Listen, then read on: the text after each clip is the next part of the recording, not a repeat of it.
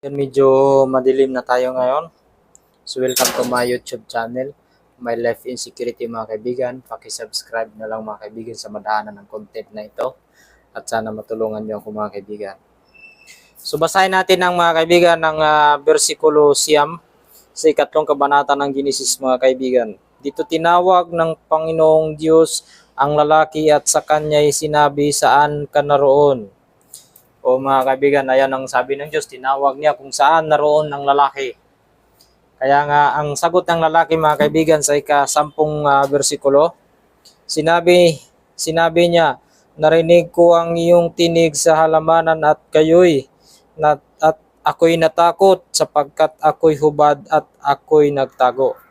So mga kaibigan, dahil hindi nila sinunod ang utos ng Diyos, nalaman nila ang mabuti at hindi mabuti at dahil doon, nagkaroon sila ng kaparusahan. Ngayon, alam ng Diyos ang kanilang ginawa pero ang ginawa ng Diyos ay hinanap pa din sila para malaman ng Diyos kung ano talagang kanilang ginawa. Upang mapatunayan na ginawa talaga nila. Kaya ang sinabi nila, sila'y natakot sapagkat sila'y hubad.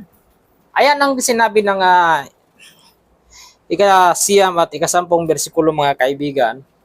At kaya nga dapat ay masunurin tayo sapagkat may plano ang Diyos siguro sa atin nung panahon na yon upang hindi magkasala ang tao. Kaso dahil sa may mga masamang nilalang na nininlang nila ang tao dahil ang tao ay mababang antas lamang kaya madali lamang nila nalinlang.